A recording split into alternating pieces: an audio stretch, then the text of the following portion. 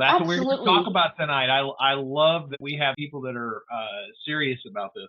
So look, let me go ahead and kick this thing off the best I know how, and welcome everybody to the PBJ Learning Prevention Cohort live stream, sponsored by PBJ Learning. Today we are welcoming Alecia Caudillo. Is that how I pronounce it? I've never said your name out loud in front of you. Caudill. Is that Caudillo? Caudill, like a dill pickle. Caudill, I love it. She's the iSafety Program Director at Family Services of North Alabama. And she has a mission to provide safer environments to children. I have really been impressed by everything that Alecia has been teaching me. So the last 9 years, she's focused on creating, building, and advancing FSNA's immersive, rapidly growing iSafety program to raise awareness, promote online safety, and educate parents.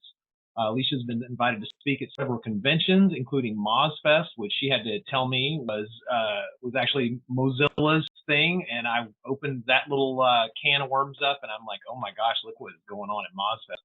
That's crazy. And the Alabama Foster and Adoptive Parent Association. Her presence was requested by Secretary of State John H. Merrill to attend the cybersecurity education seminar. Alecia knows a lot about some really high-end things that we're all going to be educated about tonight. We are also joined by Chong Kim, who is an Asian American survivor of human trafficking and child sex exploitation, a harrowing experience recounted in the 2012 film Eden. Now a dedicated human and civil rights advocate, Kim works tirelessly to educate others on how to keep their families and communities safe. Working alongside those who are striving to end slavery and injustice, she empowers victims and survivors alike. In 2014, Kim was honored by My Sister's Voice as one of the top 40 women who inspire the world. Alecia is going to show us what she's been sharing in her in-person training. Chong Kim is going to ask a bunch of questions that I can't predict. Who knows where that's going to go? We are going to explore the depths of depravity, I believe, that technology is taking us into. This is not your standard human trafficking 101 stuff. This is some pretty advanced pieces. If you want to get educated about human trafficking, please take our online course, Human Trafficking Essentials. We start with the basics. We get up to more complicated things. There is an interactive journey at the end to really make sure you understand what it is that you're talking about, because we want to make sure that everyone really, truly understands this.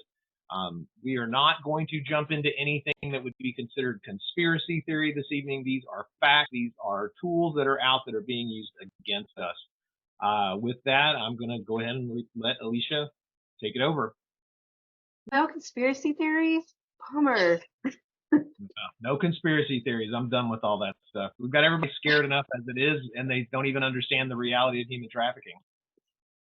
Last episode, so anyone right now that doesn't understand what human trafficking is, go back and watch the last episode. There's a full hour that will educate you on all of that stuff. Hit pause and come back to right now. All right, Alecia, what do you got for us today? So I'm going to take it back to when I first was introduced to what's called a people search engine. And if you're not familiar with it, I'm going to go over it with you here in just a minute. My grandfather passed away back when I was like 8 or 9 years old. Okay.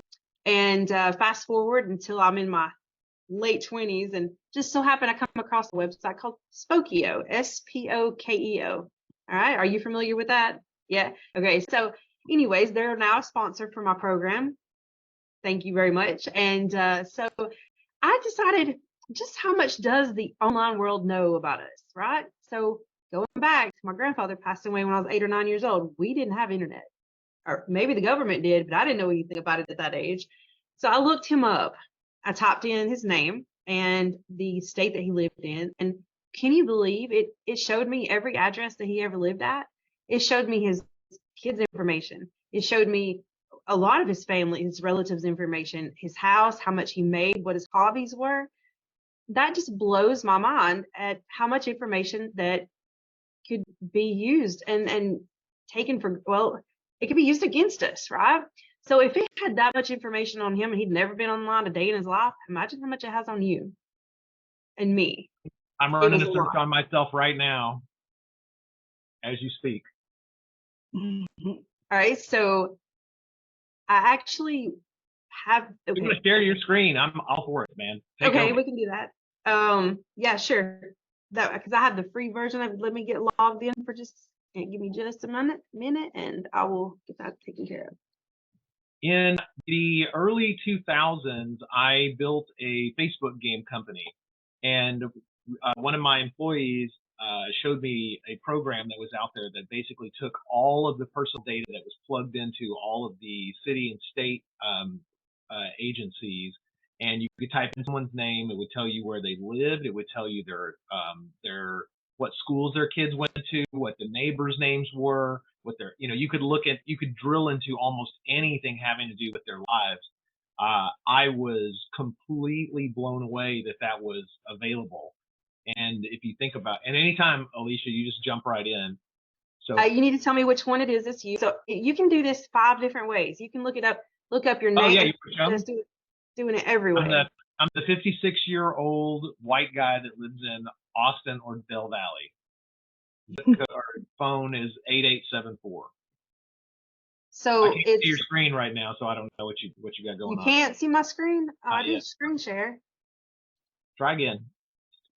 Share. Okay. So this is my options, and this is what you're going to do is you're going to look yourself up 5 different ways. You're going to use your home address, your email address, your name, your phone number. I'll come back to the gamer name, username. That's what I was missing out on. All right. So looking through the towns or cities. Yeah, I'm Austin San Marcos.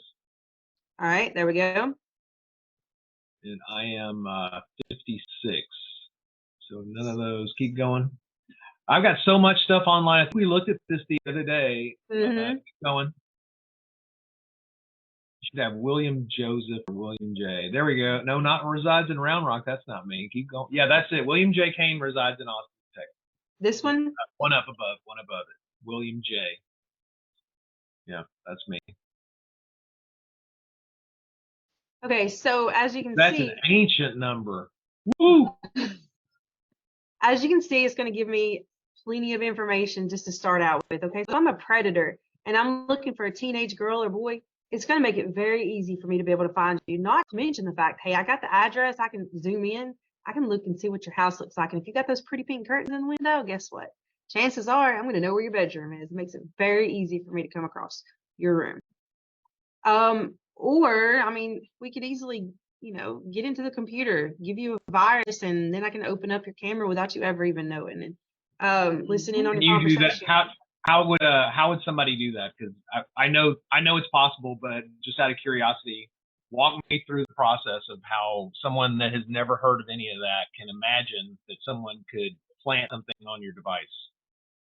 Okay, simply by opening up an email or a text message or a message through Messenger chat. So if I went online and I found your kid's name and I found out that your kid had a phone and I texted them and said, hey, click this link for a good time. They click that link. What happens then? Something gets installed on their phone, right? Yes, it would be a virus that gets installed on the device, and it depends. There's so many viruses out there. I can't even begin to tell you the name of each one. You would get the one that you would use the one that is most suitable for your needs at that point. So now, if I found a virus online, and they're not hard to do, you can go on the deep web and find all kinds of stuff. Find the virus that I want to use to download into your system. Next thing you know, I can watch you through your camera, and every phone has a camera. And most computers have cameras.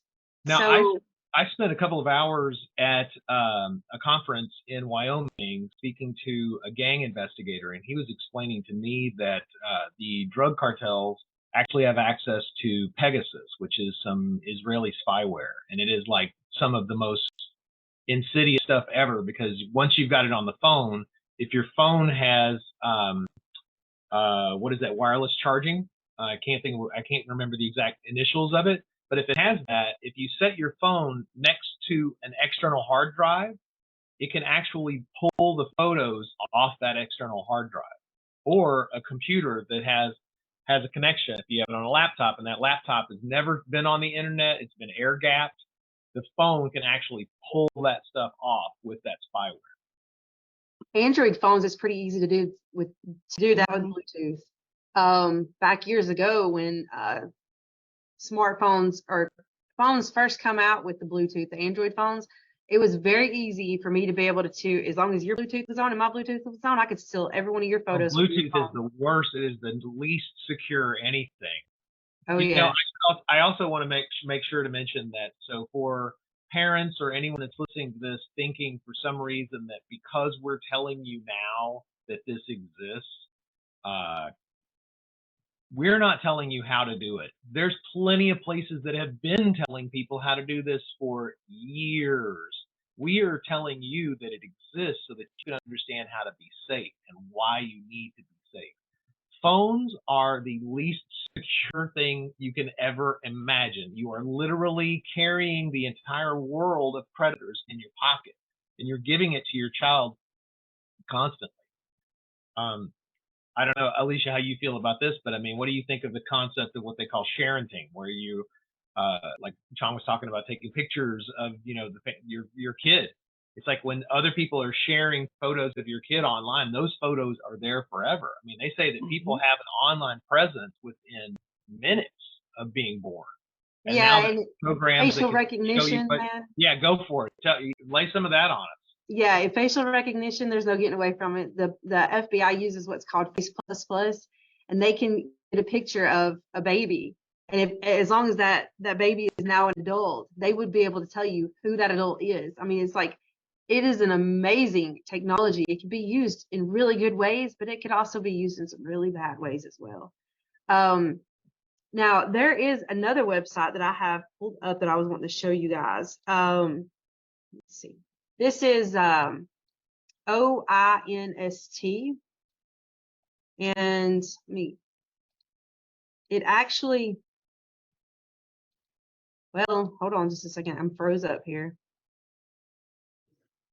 You can go to these websites, OINST tools, and you can find so much information on ways to be able to find people, to locate. You can find viruses or information on viruses, phone numbers. You can do people searches by phone numbers, usernames, email addresses, and it gives you all these websites listed all on one page. And is that not amazing? Ostensibly the reason that this exists? What is it that people say? Why does this exist? This is for investigations? That seems pretty. Yeah, it is for investigations, but people use it for a lot of different reasons. Is this a police tool? Is this something that's supposed to be private? Are you not supposed to have access to? Or is this something everybody can have access to? Everybody has access to it, and they do training for you for free. This is just one of the many of these tools too. The one I had originally, it was a simpler platform to use. I couldn't find it. I tried looking for it, and I guess they may have took it down. But yeah, I mean, you can look up who owns a domain, and this information, there's just so much out there that is just available, and it is for free. If you want to look somebody up, here's a people OSINT tool. We got PIPL. They've got a lot of information on everybody. And in order for you to be able to get all of your personal data offline, you would have to contact every single one of these search engines, and there's hundreds of them. And you'd have to do it like once a month. And you'd have to find yourself on their website, which some of them it charges. Find yourself on their website, contact them, send them the link to have it taken down. And then by the time you get it taken down, the robots have already crawled again and picked it right back up to put it back on the website. This is a problem. And they've been doing it since day one, since we started using the internet, collecting our data. So as a parent, okay, so I'm gonna pretend that I'm the parent that's surprised to find out that this exists. What am I supposed to do with this new information that I have? There's not a whole lot you can do except for just, hey, look, raise awareness to the kid. This is what you're getting yourself into. This is your reputation on the line, but this is also you easily being able to be found by predators out there. And it does not matter how old you are. It does not matter how big, tall, short. It don't matter. They will come after you for many different reasons. I mean, you've got. So you go and you speak to classrooms. Mm-hmm. What is the general age range, and do people of different ages have different reactions to this? What are the parents' results? What are kids thinking? I mean, do you watch kids like their face just the the blood rush out of their face. I mean, I'll tell you one story that I have is I was explaining to my kids and their friends how the internet worked, and I was explaining it like the Pony Express. So the way that I understand computers work is there is a piece of information. Let's say it is this address, right? So this address I'm going to text it to you. So I text this thing to you, and it goes to a little hop where there's a server, and the Pony Express used to be where they would put it into a new horse and take it to the next person. Well, the way the internet works is you put that address, you put your letter inside the little box, it makes a copy of it, then it advances it forward, makes another copy of it, and then it says, oh, hey, delete that old copy because it's not necessary. I got it there. Well, the thing is that, so what's happening is every time your message or picture or whatever, it goes copy, copy, copy, copy, copy, copy, and it gets left everywhere. Instead of, it doesn't go directly to somebody's phone. When I explained that to those kids till they got a point where they actually were like, I get it, their faces just, I use a bit of a simpler method to explain it so that they can understand it. As what I say to them is that, you know the difference between owning a home and renting a home, correct? Yeah, for the most part, most of them do. And I do every age group. Does not matter if it's a student or a parent or, college student. All ages are welcome. Okay, so basically, if I'm renting a home, I do not own that home. Therefore, the landlord owns the home, and he can come and visit the property anytime he wants to. Now, most don't because privacy reasons. But the internet is rented. Okay, we are paying a payment every single month to rent that internet. We don't own it. We're just borrowing it. So they can do whatever they want to with our messages, our emails. They can read them. We have no privacy at this point. And then they kind of get it. So I said, the minute you click on send, that is not your text message anymore. It's just not. And that's just how it works. And I'll tell you what else. What do they, what do they do? Do they, when the light comes on, how do they react? I mean, like, what is their, you gotta see it. Do they go, oh crap? Or I mean, like, their heart starts jumping out of their chest. They start sweating, turning red. And then the next thing I say was like, how many of you do things that your parents don't know or want you to do? Nobody raises their hand. Of course not, I'm like, okay, I'll tell you what. Right, nobody in here, not one. Usually I'll have maybe one person the second time I ask and say, okay, well, you know what? The person who raised their hand, they were being honest with me, and I appreciate that. You do not count on what I'm about to say, okay? And then I look over the teacher if they're in the room. I'm like, I have been able to work with your counselor and your teacher, and we've got your parents up here, and I'm going to teach them how to go through your phones. And then they get a little scared. And then I give them about 30 seconds to kind of sweat it out. I'm like, hey, look, I told you in the beginning, I'm not here to get you in trouble, but I need you to understand how serious this is. And I want you to listen up and take me seriously so I can teach you a few things. I can't come in here and tell you can't talk to strangers. You're going to do it anyways. We're naturally rebellious. So if you're going to do it the smart way at least. Look these people up to make sure that they are who they say they are. It's that simple. When I went through a divorce and I started dating again, I did a background check on the guy that I started dating. Of course, I'm married to him now. But when I told him that, I was like, hey, look, safety first. I mean, I had 2 kids at the time. Like, I'm not going to jeopardize, something happening to my kids or me, and then them be growing up with traumatized because they didn't have their mom. And sure enough, the minute he came to pick me up, I took a picture of his license and his tag, and I texted my dad. I was like, hey, Dad, something happens to me. This is who has me. Real. It doesn't matter how old you are. You need to be safe. You think about these things. Absolutely. And I even tell that to young women that are meeting guys online, and they'll say, oh my gosh, he's a great guy. And I said, you just met him. He was great in the beginning, but how do you know in 6 months? There was a man that recently killed a woman that he met online because she found out he was married. And she was going to go and confront. And I always tell women, if you find out he's married, don't tell him you found out. Don't tell him you're going to go to his wife and tell everything. Because now he knows where you live because you brought him over. He knows. And I want to jump in real quick. Billy, I sent you 2 pictures on email just now. I want you to share them with Alecia. All right. There's Do you an want me? app I'll called stop screen Face App. sharing. Yeah, share the pictures with her. I went on Tinder and I looked like a little girl. I used an app called Face App. And I trap predators that go on these dating sites looking for little girls. And I also go on Roblox. And I also go on these kid games. And people think because it's a kid game that predators are not on it. Did you see it? I got it. I'm pulling them up real quick. Awesome. 'Cause when you see this picture, Creepy. Okay, super creepy. right? Yeah. Now this app is now creating videos.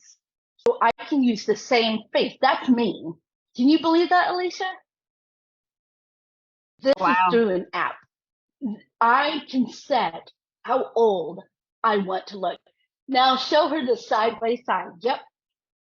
The one on the left is me, and the one on the right is through the app. And I went on Tinder, I went on dating apps, I even went on Roblox, and I would get over 4,000 messages from adult men. And I would tell them, I have a confession to make. I'm not 18. And they're like, how old? And sometimes I'll go younger. I'll start with 16. And they're like, oh, that's okay. Well, really, I'm not 16. I'm 13. They're like, oh, that's okay too. I'm actually 9. And I was not surprised, because of my own personal experience. But these men, they're like, that's our secret. I like them younger. That's through an app called Face App. They are now recently opened for video chat. So I can look like the child and chat with a real kid and do a cam conversation. That's why I always tell parents, just because your kid is doing FaceTime or any video chatting, that does not mean that person is who they say they are. Exactly. Even on video. Yep. There's a Because new app anything that come behind out. the screen. There's a new app that come out that a teacher made me aware of yesterday, where it's supposed to be an app to where teenagers can share their classes, like their schedule. And what happened is they're not sitting there. Nobody's watching it. Nobody is administrating it. So anybody can join in and find out where these kids are at what time. Mm-hmm.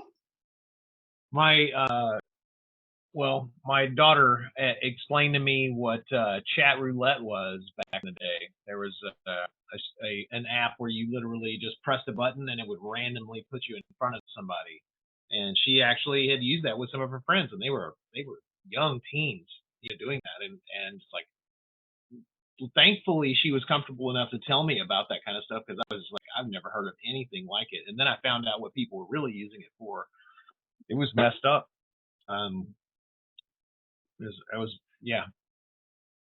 I have and I'll keep this really short. This was in 2002.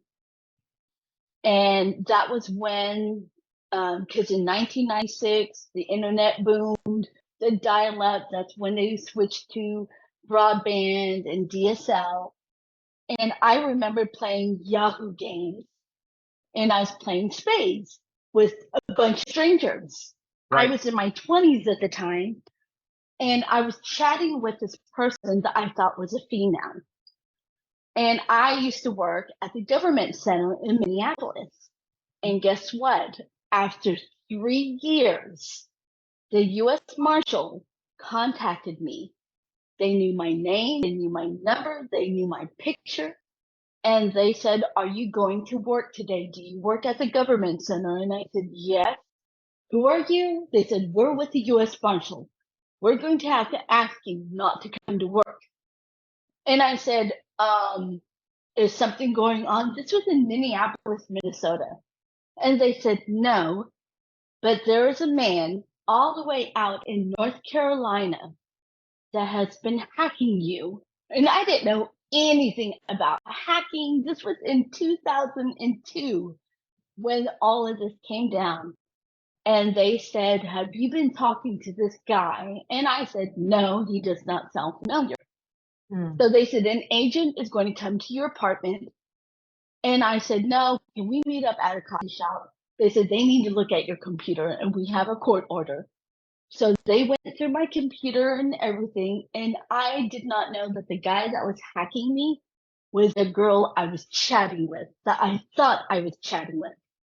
And here's the crazy part. He was an IT tech in North Carolina, in Durham. And so he had a way to retrieve all my photos. I had sexy pics that I thought were cute, back in the day. And I did not know he made a website. Remember GeoCities, Billy? Yeah, I sure do. You remember that website? That was like back in ancient early 2000s. But he made a website with my picture on it. My head picture was on a body of a porn woman and says, this is my fiance. I'm looking for her. Can you help me find her? He was putting out a reward for $10,000.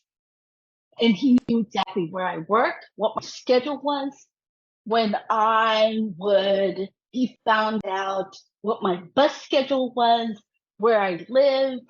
And what I didn't realize when he sent me a gift, or this girl sent me a gift, I didn't realize that the gift that they gave me was actually I've lost secured.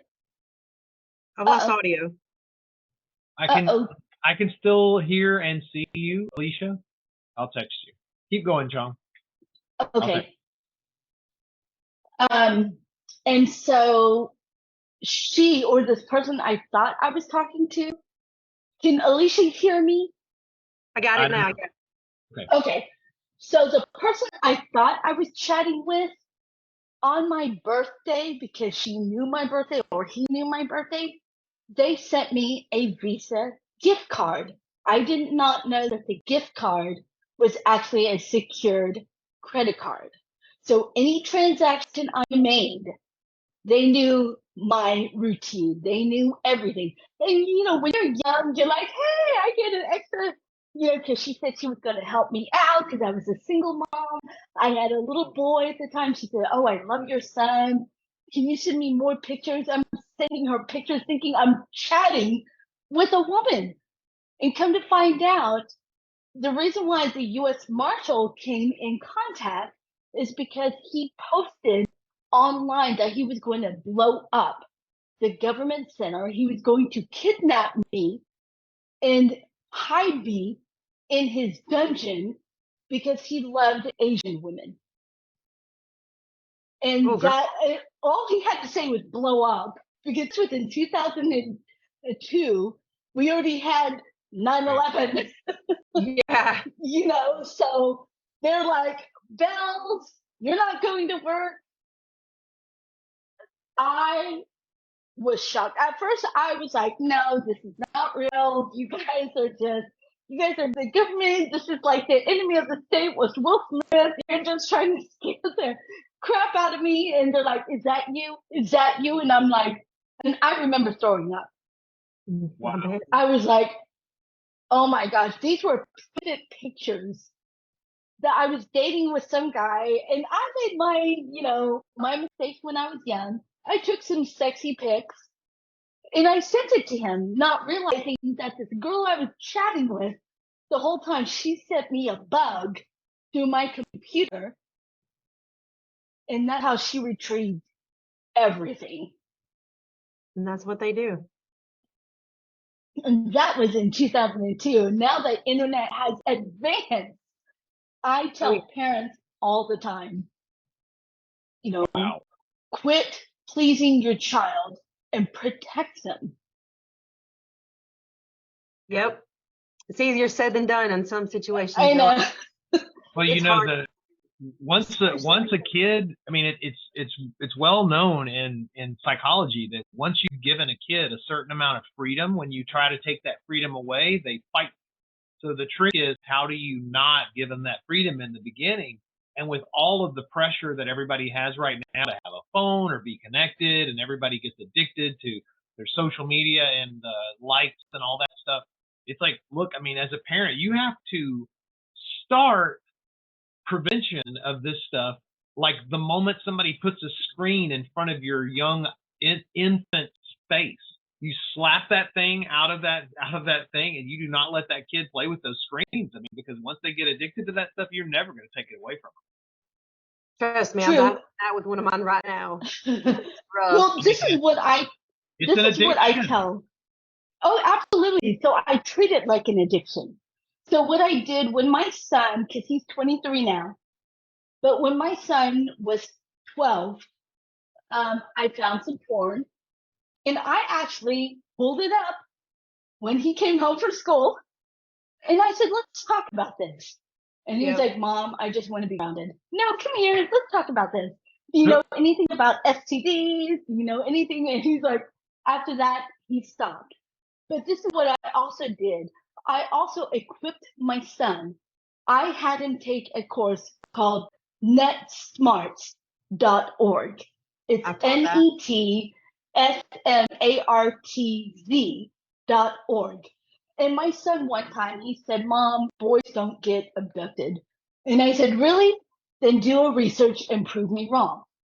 So I made him do the research. And because of that, and I tell parents, if your kid's already online, then make it an incentive then. Say, if you find something suspicious, I'm going to reward you for letting me know. Yeah. Do not get angry with them, because what the groomer has already told them is that, your parents are going to get mad. They don't like our special relationship, because the groomer already knows what to say to these kids.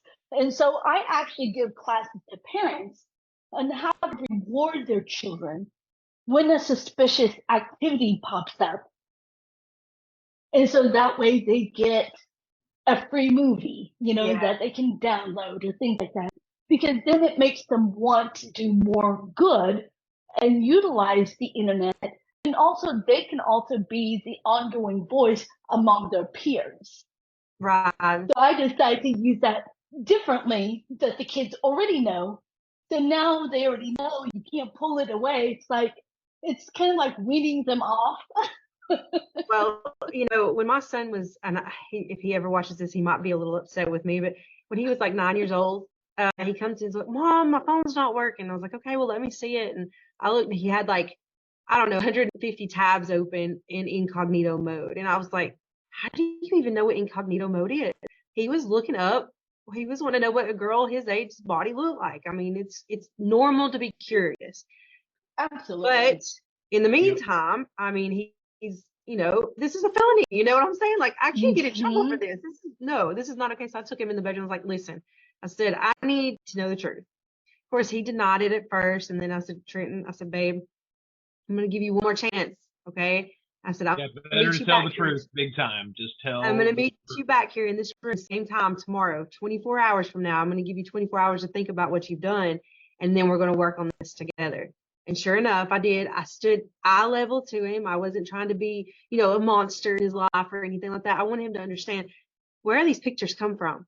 Do you think that they take pictures of these girls because these girls want them to take pictures at that age? No, it doesn't work that way.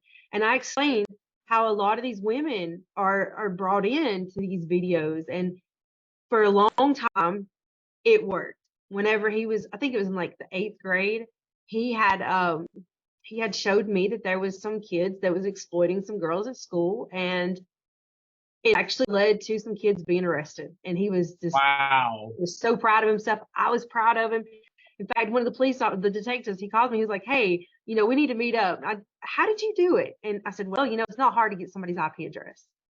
It's really not. And you can be found, you can be tracked through IP address. It's not easy to do, but you give the tools to the right person, police, for example, give them the IP address, and there you go. I mean, the time that it was done, or the message was sent or received, and there you go. I mean, voila, whoever it was that was created the account. And sure enough, I think there was like 4 boys that was arrested.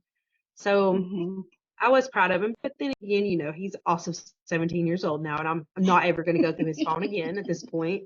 But yeah, parents, you can set up your routers to where you can know every single thing that people that are connected to your Wi-Fi are doing. And I'm not giving you permission to spy on your spouses. That's not nice. But you know, your kids, they're using your Wi-Fi all the time. Cut that Wi-Fi off, and I promise you they're going to come out of their room and they're going to be like yelling at you, want to know what's going on. But then again, you will get chores done at that point.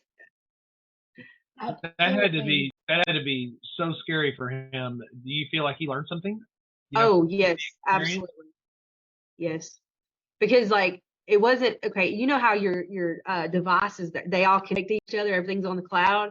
Well, right? about 2 years later, he come to me and he's really upset and he's handing me his DS. Okay. He's like, Mom, I'm so sorry. I just found it. It's been missing for a long time and I didn't know it was on here too. And I'm like, what are you talking about?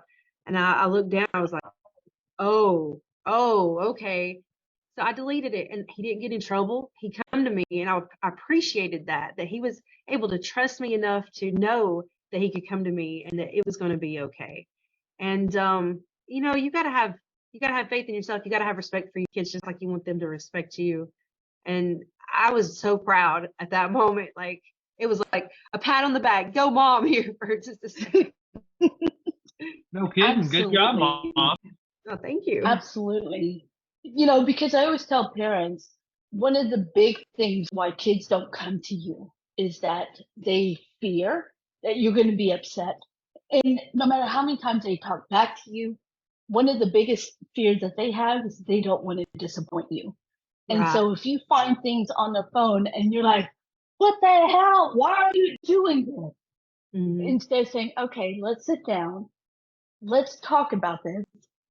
Be in a calm manner because they also feel your energy. If your energy is disruptive, they're not going to come to you. And the other thing that people don't realize, groomers, they have already brainwashed their kid. They've already told them, we have a special relationship. So let's say I'm the groomer and Alicia is the little girl. Hi, how are you doing? I saw that you were upset. You were chatting about your mom giving you chores. I can relate. Yeah, my mom and my dad are getting on my nerves. They make me do all these chores and it's not even fair. I don't blame you. You know, if you ever need a friend to talk to, I'm always here. Really? By the way, is your birthday coming up? I saw it on Facebook or Instagram. Do you have a Is Cash App? yeah, I do. Well, let me gift you something early for your birthday because you've been a good girl. And that's it. That's exactly how it goes. And it's hook, line, and sink. You gain trust. You've got them the goodies, and that's all it takes. Kids are so easily manipulated, and especially And free money. Oh yeah, everybody wants money, right? Thanks. But and you know, another way I to think about it, there has been so many people that has been in domestic violence relationships, and if you think about it, it's the same exact thing, the methods that spouses use when they are, you know, physically abusing their spouses. They're using those same tactics on children. Mm-hmm. And if That's adults fall for it, kids are going to fall for it. You know, it's that was the thing that when I was really getting to understand all of the aspects of human trafficking as I started, you know, working with trainers and psychologists and police and everything, is learning how trauma bonding has been perfected by these professional predators. I mean, these are techniques. This is not like some random weird behavior. It's like, no, this stuff is these patterns have been worn into our, you know, our patterns of everything, and they know how this works. And it's like you say, it's with everything. It's in dysfunctional relationships, domestic violence relationships, inside of families, with trafficking. It's because we have psychological blind spots. You know, we want love and affection. You know, that's what we want. We want attention. We're built that way. And if somebody's giving it to us, we're going to take it. And it's just, that's how it is. And when I worked, when I first came to Austin, I worked at the Austin State Hospital with patients that were never expected to regain use of society. So we were thinking that those people were going to be stuck in there forever. And what I found out was that random positive reinforcement is the strongest behavior modifier, and it can get through to people that can't even understand what's going on in their world around them. If you gave them a cigarette every time they did something good that you wanted them to do, they would do that thing. It didn't matter how dysfunctional their brain was. If they wanted that cigarette and you randomly positively reinforced them to do stuff, they would do anything for you. Didn't matter how mean you were most of the time if you wanted them to do something. But that positive reinforcement, that random positive stuff, doesn't matter how many bad things happen, they will erase all of that. And that is why Vegas exists. You lose most of the time, but you win every so often. And so we have this love affair with that addiction, and it's because it's just a blind spot as human beings. And these people, they'll make a hole big enough to drive a Mack truck through, and it's everywhere. And that's one of the things that I learned out of this whole thing is like we have to be aware that we may be trauma bonded to a situation, or watch how our vulnerabilities grow at different times of the month. Like when you become, when rent is getting due, you start making dumber and dumber decisions. If rent is 2 months late, you might make some really dumb decisions. It's because we need people to understand that they have vulnerabilities and that they're even posting those things online, talking about that, basically saying, hey, I want you to come take advantage of me. Yep. One of the things, I went to a conference, this was before COVID, and I spoke at a junior high school, and they wanted me to talk about trafficking. And they also wanted me to talk about what are some prevention techniques. And one of the things I brought up is finance. When a girl is learning to be financially independent, she is less likely to be targeted because she's earning her own pay, she is becoming independent, and she doesn't need someone else to take care of her. Whereas when you come from a family with a dysfunctional financial background, for example, my dad gambled. And so we were always poor. And I hated hearing my parents say, I'm sorry, we can't afford it. I'm sorry. And every time I made money during the summer, my parents would take it. So I wouldn't have any money. So I'm like, well, what's the use of working all summer if I don't get to keep it? And I remember being at 13, and I remember this teacher, I knew the teacher, and he said, do you want to make some money on the side? I'm like, yeah. And so he would have me start with just little stuff, and then it became sexual. But he made me feel like you're pretty because I had pop-out glasses. I went to a school where I was called every racist name in the book. Nobody liked me. And also, I hate to say this, but the teacher was very physically good looking. So I felt special instead of learning about what is healthy and what isn't healthy, and also the financial independence.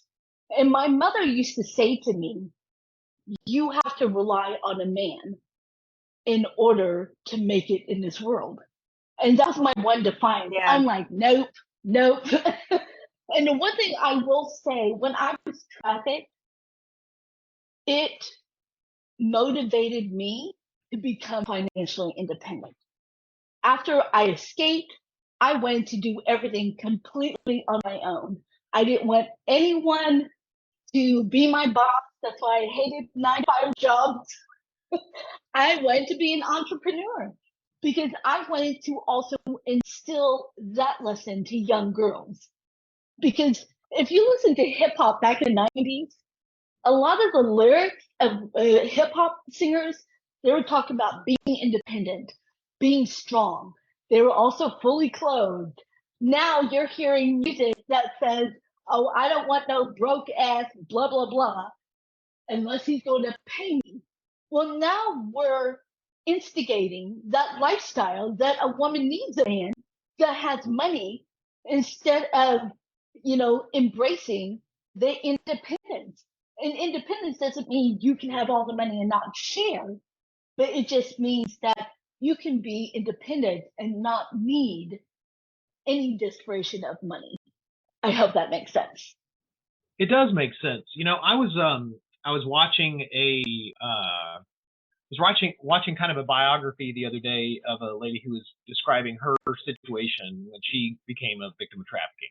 And she fell in love with the idea that she was going to be with her pimp, right? So they were in this, and he convinced her that it was a business and they were doing it together and she was part of the whole thing. And so she totally bought into that she was being entrepreneurial. So it's like this guy was taking advantage of the fact that she even had that internal drive, you know, to do this. And so he convinced her that by raising or getting this money together, that was their business together, you know, and how she was being entrepreneurial. So it's crazy how they, will do that.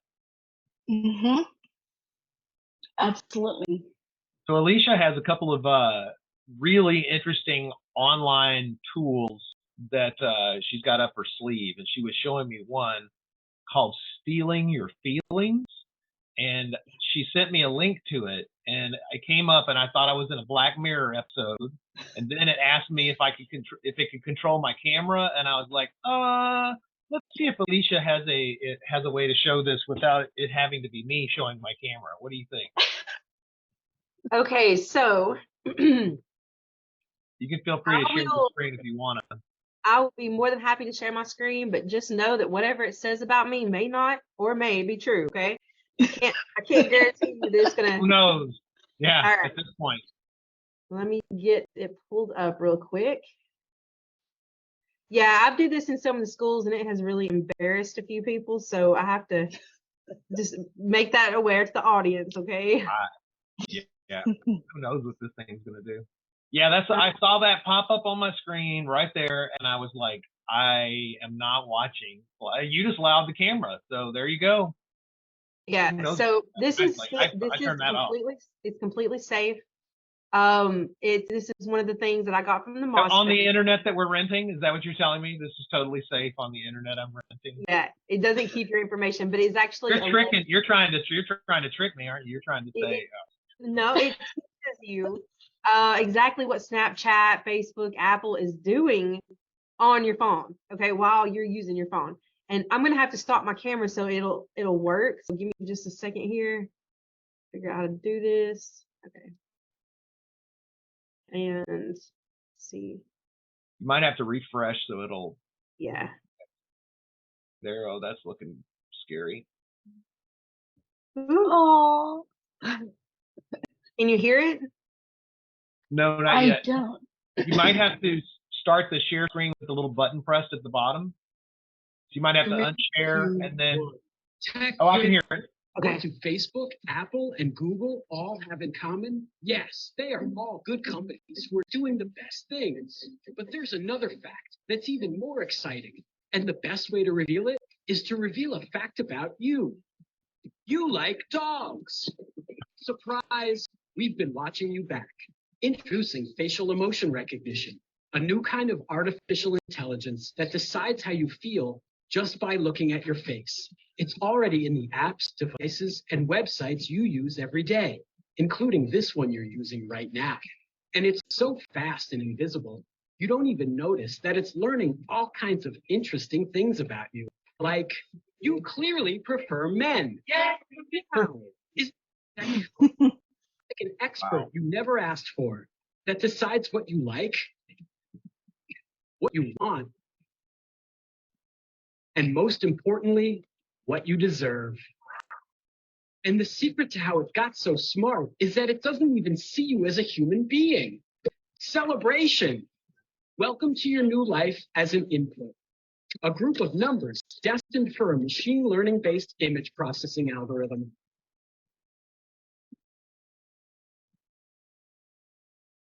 Motion recognition AI starts by scanning your selfie to find your face.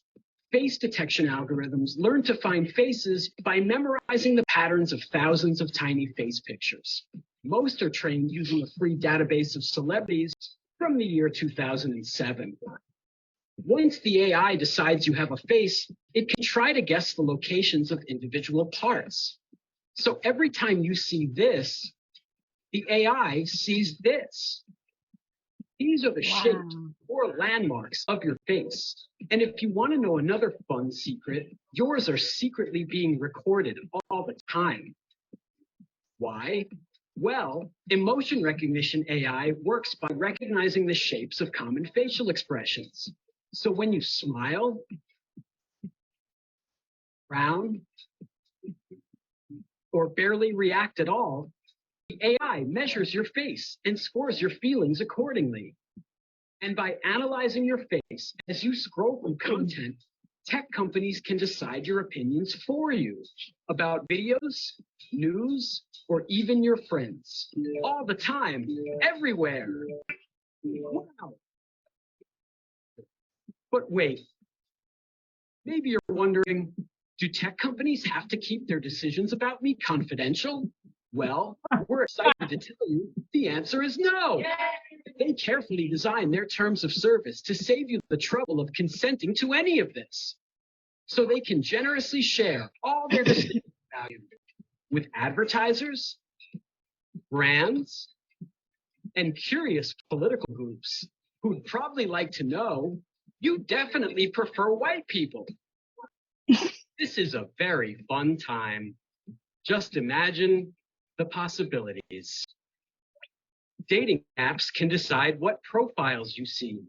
Social networks can decide what news stories you read.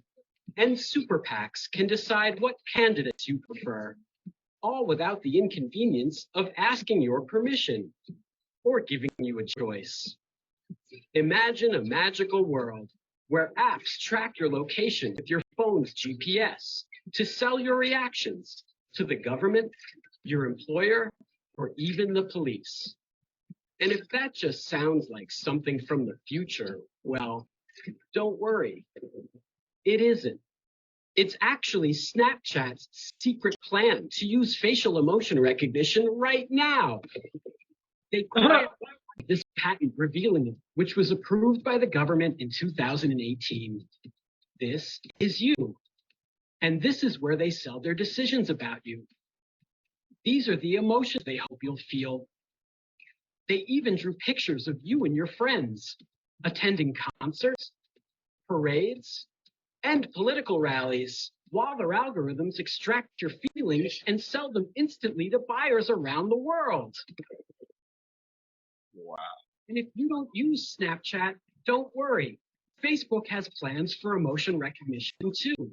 So does Apple, Disney, 20th Century Fox, Kellogg's Corn Flakes, your local pizzeria, and the person interviewing you for your next job. Yay! And in the future, well, that part is way over your head.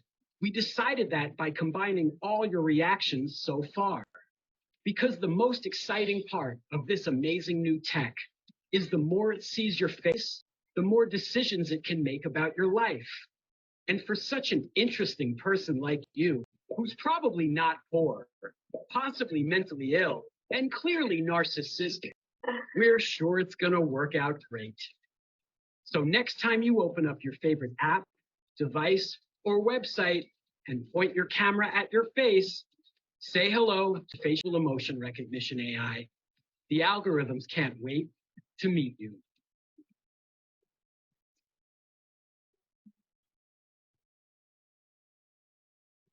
I'm not surprised, but I know a lot of people will be surprised. Yep. I have a lot of things to say about that, that's for sure. Then there's smell dating, and then I have a website where you can go to do a artificial intelligent job interview, where they're trying to hire you to be a game tester, and it shows you the future of interviews, and it's very interesting. Boring. Wow.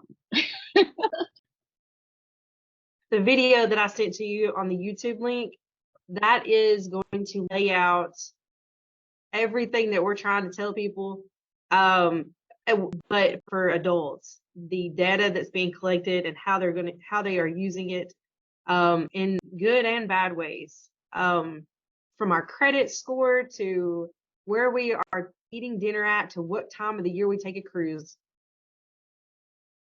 Let me. I want to share Don't something buy with you another pair before of we. glasses until you've I want to share something with you before we go too far off the beaten path, because I want to talk about eye tracking. Okay. Mhm. So let me share this real quick. I haven't watched this video, so you'll have to excuse me. I don't know exactly what this is going to say, but they have since canceled the plans for face and eye tracking. So I'm not trying to say that they're doing that, but this is what they were going to do. Major focus going forward in the future. Let's go ahead and check it out. All right, so it says right here, the Zuckerberg face and eye tracking, a big focus for the next version of Quest. So it says that Zuckerberg did say face and eye tracking are a big focus moving forward with the Quest. So they did say there's a whole part of your brain that's just focused on reading facial cues. So when we're designing the next version of Quest or the next VR headset, a big focus for us is face tracking and basically eye tracking, so you can make eye contact, which really isn't something that you can do over video conferences. So this says everything that Zuckerberg was saying. Also in the interview, he spoke of product teams working on what could be a Quest 3 and Quest 4, hinting one of the things that I'm really excited for future versions is Okay, getting so eye tracking. not gonna go too much further into that, but I'm pretty sure you can put the math together that what we just saw with face tracking on a phone camera that was not built for it. Now you have people that are purpose building devices that can do this. Now, like I said, they canceled the plans for the eye tracking, but I want to share share this with you. Let's see. I can remember the name. So we use the Quest 1 and 2 headsets, and we are allegedly going to be able to run on a Quest 3 with our VR program. But the concern that I always have about this is, are we giving people anybody's data? We are not collecting any data whatsoever. But the Quest itself, if it's connected to it gets connected to your Facebook account. And when it gets connected to your, I apologize. When it gets connected to your Facebook account, they're going to know everything about you and what you look at on your Facebook timeline, etc. So I'm trying to find this one post that I wrote on it. Basically, what happened was they decided they're going to change the lowest age for a Quest from 13 to 10 years old. Mm-mm. I know what's on the Quest. I use one, and there's no way I would let a 10-year-old on it. No way. There's strip clubs on it. There it is.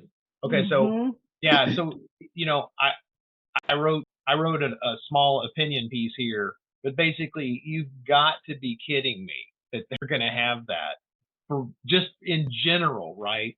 But if you combine that with being able to read people's emotions and share that stuff online constantly to manufacturers and advertisers and everything, I mean, like, you've got to be kidding me. I mean, the amount of data that I'm not talking about the Matrix in some psycho way. It's like, look, they're collecting this data and they know what they're doing with it.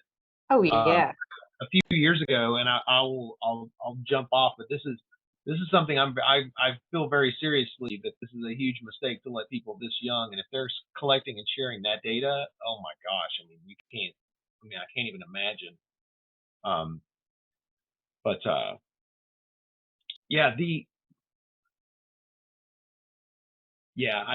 think I said enough about that. Look, I get on my VR headset, and there's little children in those virtual worlds trying to talk to me, and I'm trying to get away from them because I don't feel comfortable, even having a small conversation, because you never know. I don't feel comfortable with it. I wouldn't want my kids to be talking to another adult without me knowing about it. My son and I, when he was whenever Fortnite came out, I don't know if he was 16 or 18 or something like that. So we would play, and it defaults to a 4-player, chat room. Basically, you don't even know who those other 3 people are. And then after a while, they friend you, and then all of a sudden now you have a group of people that you're working with. You have no idea who these people are. And I'm telling you, we were like 4- and 5-year-old kids that'd be sitting there with headphones right in front of their parents, and their parents don't know what the hell's going on, and they say it. You know, it's the most. I mean, we have problems. You know, parents Yeah. and adults and people in the game industry. I mean, there are serious problems. You can't even turn that stuff off. I don't even understand how that's legal. Look, I'm telling you, it blows my mind. I was really sick. I was sick with COVID back 2020, I think it was. So I couldn't sleep. I was like, you know what? I just got this for Christmas. I'm gonna see what it's all about. So I put it on, and lo and behold, there was a 7-year-old boy at 2 o'clock in the morning on a school night playing the video games, and I was like, he kept annoying me. Really, he was getting in front of me, and he was just like, he'd throw a box of popcorn at me. I'm like, dude, really? Don't you have like a bed to go to or something? He's like, no. I said, did your parents not care for you being on here this so late? And he's like, no. He tells me what time it is where he lives, and he tells me where he lives. And I'm just like, I didn't even ask for this information, and you're just volunteering it. I said, you don't have any idea who I am. I said, that could be very dangerous. And luckily, it was me he was talking to, but there's no telling how many other people he was talking to that could be predators, you know? It's Those scary. children that we were playing with, they would ask. They would say, "Are you going to try to give me some in-game money? I need some, you know, Fortnite cash." And I was just like, "You got to be kidding me." I mean, They're smart. They play in the game too, and that's They not were. okay either. they were, man. It was really unnerving. All right, what else you got for us? Let me think. I think I've gave my goods. The best. That the one that best- was in that game, it was Watch Dogs. Is the one where you said the psychometrics were the ones that I was really. Yes. Okay. So I actually did get that for my son for Christmas one year. Watch Dogs, and from what I understand. Well, what are psychometrics? Explain that. Okay, so your psychometrics, psychodemographics is basically like everything. Okay, you know what? It'd just be easier for me to do a screen share at this point. Give me Oh, just. please do. Yeah, this one is really good. Okay, let's see. It's called Apply Magic Sauce. And you can go into your Facebook account and you can download your data and you can plug it into this website. It's Cambridge University. They've created this really cool software. It'll eat my Facebook data. Do what? It'll take my Facebook data into it. I love You it. want to link the Facebook data into it and your LinkedIn and any other data. Every single you know what? Let me turn my light on so that I don't have like a big white glob on my face. Give me just 1 second. Oh my goodness. This is ugh. Okay, that might be better anyways. So you can download your data in your Facebook settings, your Twitter settings, your LinkedIn settings, Snapchat settings. You want to do your likes, your posts, and your comments only. And you only want to do it for like the past 6 months. And because if you post all the time on your social media, it's going to take you forever to download all this information. All right, so then once you get it downloaded, you are going to upload it onto Apply Magic Sauce. And I don't think that I have any of mine on here. Let me see here.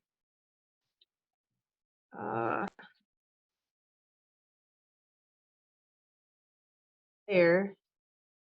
This is a new computer, so I don't have it. So if you don't feel safe to download your data and plug it in, you're going to go down here to open text, and you're going to type in a paragraph about yourself, or don't even give it your personal information, your private information. Don't tell it what age you are or anything. So I am show with a man who believes in preventing human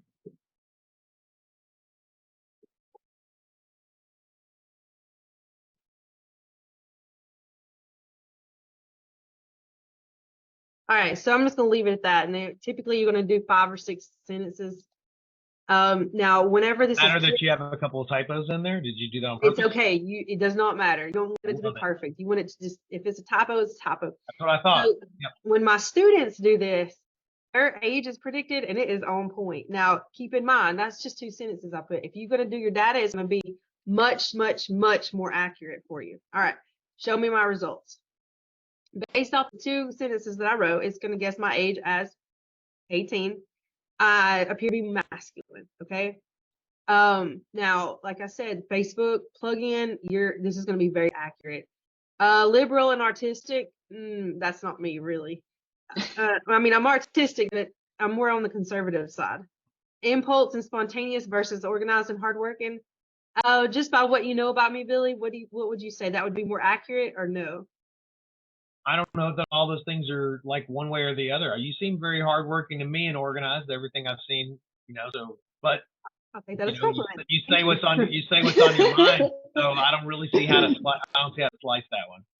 All right, so contemplative versus engaged the outside world. I would say this is a lot more accurate than the other two, and that's because news, there's so much bad, and you never know what you can believe and what you can't. So what's the point? Propaganda and what is factual. It's just always something like, I mean, the aliens and all. I mean, come on. So anyway, competitive versus teamwork and trust. Mad at each other. Do what? Anything to keep us mad at each other instead of looking around and seeing what kind of condition we're under. Yeah. Mm-hmm. So you go down a little bit, and like I said, you plug in with your data. This is gonna be a lot more accurate, and it's very interesting how much it can predict about you just by your likes and your comments and your posts on Facebook. All right, so can I just ask this?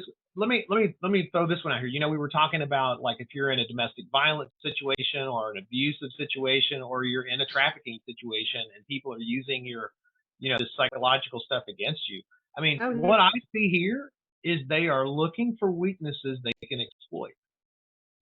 Yes, definitely. And you can call it being a salesperson too, so if they're like, well, this person, their dishwasher is broken, so they have a weakness for that, and so I want to try to sell them the dishwasher.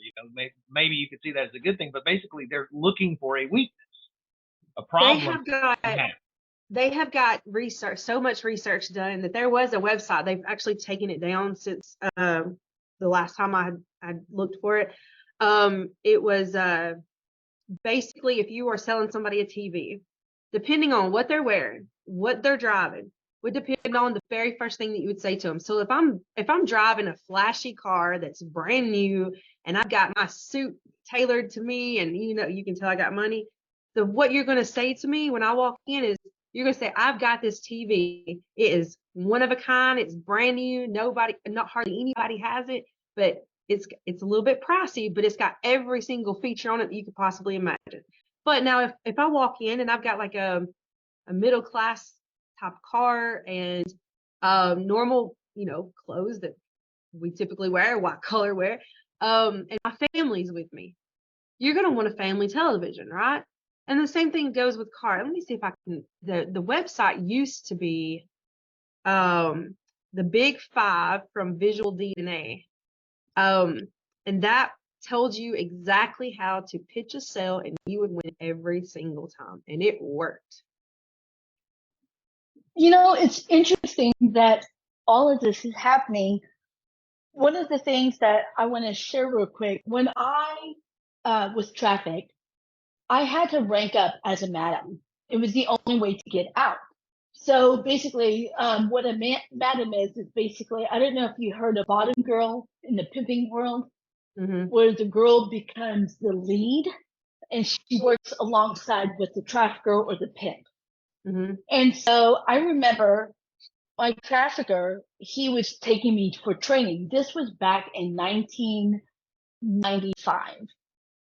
And he said the first day of training is how to observe body language. And I was 19, 20 years old. All I thought about is if a guy has a 3-piece suit, I know I want to date him, But this is interesting because I remember we went to Bank of America. This was in Las Vegas. And he had me sit in the lobby watching him. But he was wearing a Roman collar who was pretending to be a Catholic priest. And I didn't understand this at first.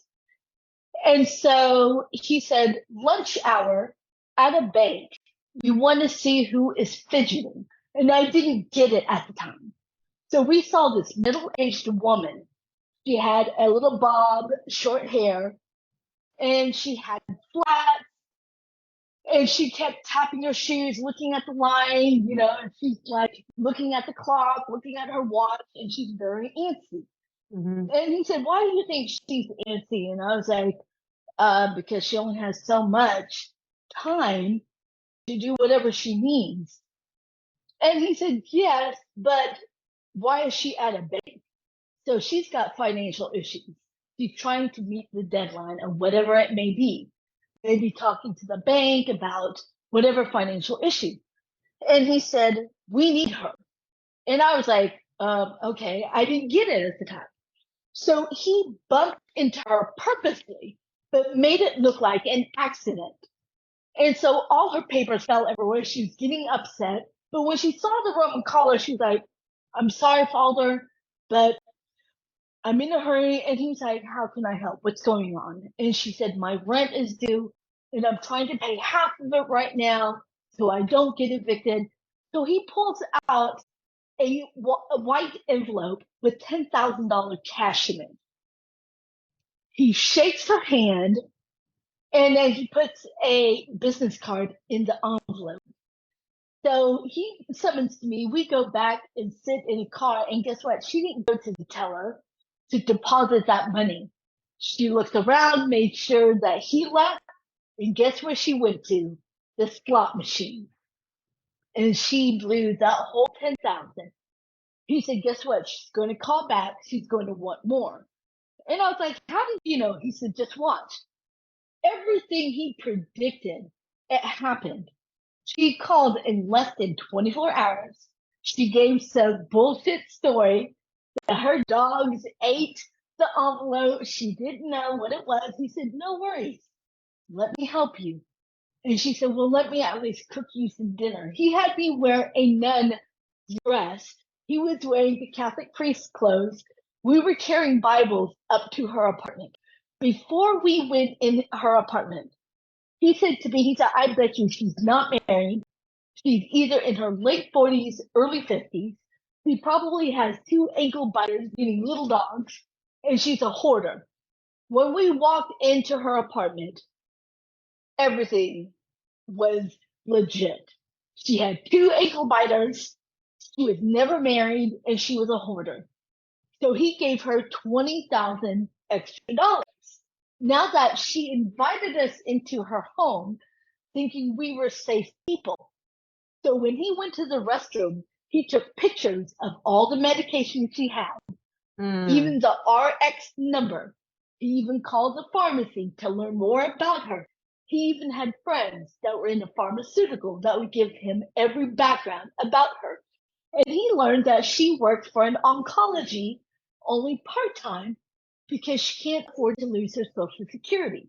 So if you bank a certain amount, your Social Security gets taken away. So then he called up his friend at the U.S. Department, wrote a phony IRS letter saying they knew she got cash. So now she has to pay large tax or she's going to be charged as a felon. She panicked, contacted him again, and he said, this is what I want you to do.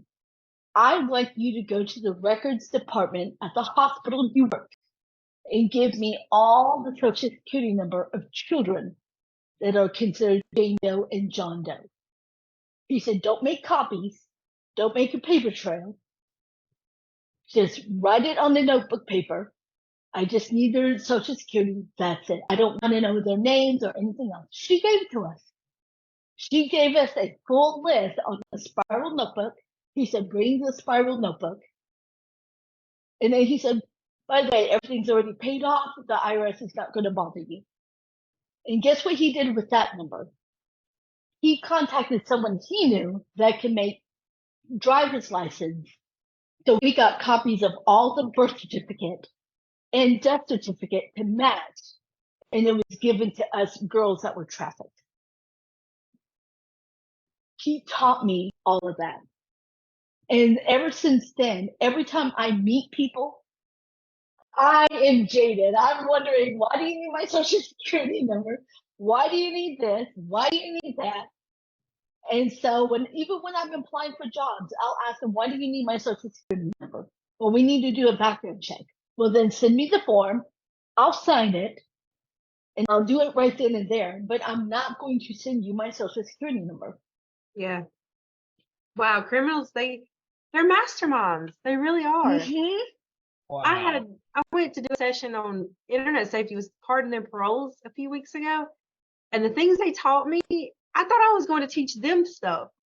No, they didn't trust me enough to do anything I asked them to do. In fact, they turned the class over, took it over, and they taught me all kinds of stuff. And I was like, on Telegram, there is groups where you can do click on your local groups, and you will see people being trafficked on there. And it's sad. There was somebody had taken over a local chiropractor business, using his business name to traffic people locally. And I seen it. I went to the chiropractor office. I'm like, look, this is what's going on. They're using your business name. You need to do something about it. Well, I said, we've got a detective. I gave him a detective's name. I was like, go see him. He's helped me out a lot. And he did. And the detective called me. He was like, hey, why don't you give me some information about this before you be sending people to me? I'm like, okay, I'm sorry. We sat there, we talked about it, and I don't know what come of it, but it wasn't much later than that. I was scammed big time. They depleted my crypto, and my crypto account is connected to my bank account. And this was just a few weeks ago, actually. I mean, I'm still mad about it. But I went to the police department. I'm like, look, is there anything you can do to help me? He's like, if it was on Telegram, there's nothing you can do. It's completely encrypted. And I was like, okay, I just lost my savings. Thanks for nothing. Yep.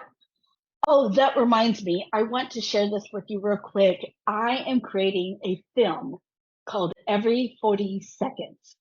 It's actually about a female survivor that works with ICE, but she also has her own crew because they're all criminals, but they're just against human trafficking. This is actually inspired by my real lived experience when I did work with the FBI, because I had friends that were still criminals. So I told ICE, if you want me to help you, I need my crew to help me to find your traffickers for you, because we know how to find them best. Because I had a friend that was in arms trade, I had another friend that was real good in IT. And so I would love to have you be a content consultant for my film. It is fictional, but it's inspired by real events. Awesome. That would be awesome. Absolutely. Yeah. Awesome. I'm excited. Networking is great. And I always enjoy people when I get to meet them, and especially in this line, because I believe in it. And, I had so much crap happen to me when I was a kid, and I didn't really have anybody looking out for me. And that's just one thing that I can't do. I can't see these kids out here, and I know that there's something going on. I can tell it by their facial expressions, or, they're getting in trouble all the time. And I want to help them so bad, and I want them to know that they could trust me. But, when you're let down so much by the adults that's in your life, it's hard to gain a kid's trust. And it's heartbreaking. Mm-hmm. But yeah. Excuse me, I'm sorry. I'm getting over a cold. So, that would be awesome. I would love that. Is her email attached to the email that you sent this morning, Billy? Yes, ma'am. Y'all are all together. Yay! Because we can teach a class. I can teach how to think like a criminal. Yes. Yeah, Alecia, Chong was telling me last night about some of the people that are attached to her film, and I don't want to give any secrets away, but there's some really nice names that are attached to it, and I'm telling you, if we get a chance to work with them and teach them what we know, they are going to bring it on the set of these shows, because I mean they need to understand this. We need to make sure that the people that are playing these parts are thinking about it on their own all the time. Mm-hmm. And the better, and the quality and caliber of actors that I've seen that she has lined up are impressive. So I don't know if you can tell anybody, but you are being recorded, Chong. If you want to talk about them, or we can hold them out. You can hold out some time. One of them is still pending, but I can say that Stephen Bauer, who was in Scarface, he was also in Breaking Bad. He played Don Eladio, and he was also in Queen of the South. He's going to actually play the lead ICE agent for the task force in my film. He is so passionate about bringing awareness. And one of the things that I told Hollywood when I first pitched it to them, they said to me, they said, nobody wants to watch this. And I said, bullshit. They want to see it. And I'm also having Nikki Dixon. She's going to be our lead, and she's playing the survivor. The other thing, when you were talking about the psychometrics and also that link, I'm curious because I actually have multiple personalities because of my trauma. And so I have little Chong, she's 3, because I was raped at 3. So I never grew up. So there's a part of me that loves kitty stuff. And then I had the advocate, the Kim part of me. She's the one that, because I used to work as a legal advocate. So I know how to argue in court about how to defend victims of human trafficking. And then the Jules part of me is the warrior. I call her my warrior girl. She's very defiant. She doesn't like roles. Have you ever heard of the comedy Golden Girls? Oh yes. Oh yes. So Jules is like the younger version of Sophia. He does not settle with it. She'll be like, oh, shut the hell up. You're just trying to be a slut and not want to admit it. It's okay, you know? That's how Jules is. And so with the film, it's actually about a female survivor who has an alter ego. And so when she gets triggered, her alter ego takes over and she meets a buyer for children. And he looks at her and he said, oh, I knew you were a cop. She said, no, you're going to wish I was a cop. And then she pounds him. And so I think it's great to have that female lead. But one of the things I told all the female on this film, we're not going to do any male bashing because I'm not about that. We still are going to show healthy women empowerment, but not to where we are squashing good men. Because I would not be where I'm at if it hadn't been for actually healthy, good men that helped me, that gave me food, that gave me a place to stay. And guess what? None of them ever wanted anything sexual. And I thought they were all gay. Because I was like, what's wrong with you? You don't want me to do this or that? And they're like, oh, no, we don't want that. And I was like, are you gay? And they're like, what? No. You know, because that was foreign to me. I was so surrounded by very toxic people. And then here I found these people. This was in the 90s. Nobody knew what human trafficking was. And one guy asked me, he said, so what do you do for a living? And I was like, oh, I'm a prostitute. And he was like, okay. And he was like, are you hungry? And I was like, oh, I'm always hungry. So I'm like chowing down a hamburger and everything very unladylike. But because he asked me one time, he said, have you ever said no to a man? And I was like, no. And he was like, why not? And I was like, then I realized, I don't know. And he said, it's okay to say no. Make them earn you. And I was like, oh, they aren't. They're buying me. And he's like, no, not that kind of earn. So it's, you know, I share with people that when I first came out of trafficking, I didn't know anything. It's like starting all over, you know? And I mean, didn't know how but to be. I can't imagine the things that you went through, and it just blows my mind that you went this far, and that just goes to show proof that people that have been through bad situations can make it and they can overcome it. They're still gonna have problems. Absolutely. You know, you got a big support, group support, and then as long as you have that, Absolutely. you do, obviously. Go you. You know, and the other thing that I always tell people is you have to want it. You have to want that healing. And I had been clean for over 22 years of cocaine, meth, heroin, and crack cocaine. And these were injected in my arm by the traffickers. Wow. I'll send you guys the link for Eden so you can see the movie. That was based on my life story. But I'll tell you, the criminal activity was more accurate than the backstory. But the trafficking portion was real because there was so many political corruption. And so I always tell people, I am nonpartisan because both sides of the bird, the wing, are always corrupt. But I always tell people, look at what is healthy and what isn't healthy. And then ask your representative that you're voting for, talk about trafficking. Go to the rally and say, what are you doing about trafficking in our state or in our country? And hold them accountable. And if they're not doing anything within 6 months to a year, veto to impeach them.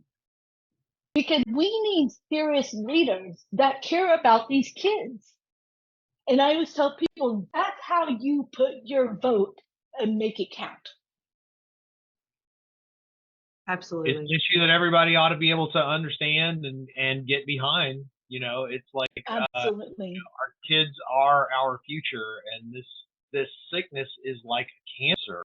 And when it infects people, it just infects them and more people around them. Yeah. I had a moment one time at a conference when I was speaking to a gang investigator, and basically it's like almost everything having to do with the drug trade at some point is labor trafficking. There are people that are putting things up, in their body. I mean, that you're not being paid for that, dude. That is labor trafficking.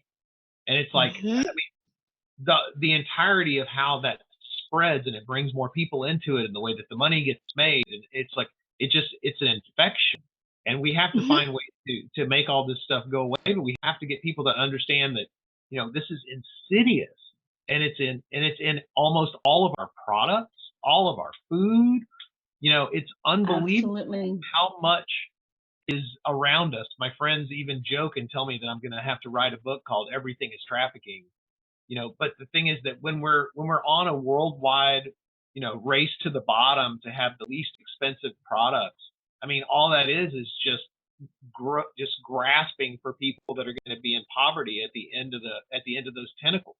And so that's what we see constantly, and that's the way our world is built. And we have to get people to wake up and realize that's really what's happening. And of course, I mean, it's worldwide, but it scares people. And that's one of the things that's been so surprising to me as a proponent of trying to educate people about this and try to, eliminate trafficking through prevention, is how difficult it is to get people to even acknowledge that this is real, it's affecting people, and that to try to get them to even want to take a course on this. It's been more complicated than anything I would have ever imagined. My friends told me it was radioactive topic when I got started, and yeah, it's unbelievable how we all have to keep fooling ourselves and pretending that this isn't here, when we know that there's cobalt in every rechargeable battery. Yep. What else is there to say? Look online, cobalt red. Look it up. These children are breathing radioactive cobalt that they're digging up with their hands, and it's like, sorry guys, but that's just the way it is. And we've got to wake up and realize that everything's broken. Sorry. Absolutely. There's a website that I always introduce people to first before we have our next conversation about human trafficking. It's called myslaveryfootprint.org. And it's myslaveryfootprint.org, and it will ask you what you have in your home, and it will tell you how many slaves endured to give you the luxuries that you have. And when I share this with parents and family, it's amazing. It's called Made by Survivors. It's a quiz, and when you take it, it'll say this many slaves work for your clothing, your food, your coffee, your peanut butter, and they give you at the end, they said, do you want to fight this and make it fair trade? And they'll give you a letter to copy and paste to send to companies like Walmart, Target, all of them, and say, hey, quit partnering with companies that allow labor trafficking. It's phenomenal. Wow. Isn't this neat? And what was the name of the movie that you said that it was based off your life? How can I see that? Oh, I'm going to send a link, Okay, but gotcha. it's called Eden. It's on Amazon Prime with Beau Bridges. He plays a trafficker, and Jamie Chung played me. Awesome. I'm gonna watch it. Yes. But yeah, do the quiz. Let me know how many slaves you found and how we can eradicate this. And I always tell people, please do this quiz before you even ask what is human trafficking and how it's connected to us today. Absolutely. I'll do that. Thank you for Isn't that that cool, though? information. It's been You're phenomenal talking welcome. with you guys. I appreciate it. You're welcome. Yep, I will get this done. Hey, so guys, I think it probably is a good time to sign out. It's been an hour and a half. I really appreciate y'all spending all this time with me and with everybody out here. I had a couple of things that I wanted to play out with us. So there was a couple of videos that I wanted to share with some people before we sign off. And this is we You should do a part 2. we will do a part 2. Let me share this because this is how I feel about people like you guys. This is my ode to the abolitionists. Here's to the fearless advocates who dare to be different, the relentless fighters, the champions against human trafficking, the unsung heroes in the shadows. They are the ones who perceive the world through a different lens. They reject the confines of societal norms and regulations. They challenge the status quo with unwavering determination. Their voices may be quoted, opinions disputed, and their character both praised and criticized. But one thing is certain, they cannot be overlooked. They are catalysts for change. They pioneer new solutions. They envision a world free from the clutches of human trafficking. They mend broken lives. They embark on perilous journeys to rescue the vulnerable. They innovate, they inspire, they propel humanity forward. Perhaps it takes a touch of madness. How else can one look at a victim and envision their liberation, or listen to the silence of suffering and compose an anthem of hope, or gaze upon a dark underworld and see a battleground for justice? We stand beside these exceptional individuals. While some may deem them as eccentric ones, we recognize their brilliance, because those who possess the audacity to believe they can end human trafficking are the ones who ultimately achieve it.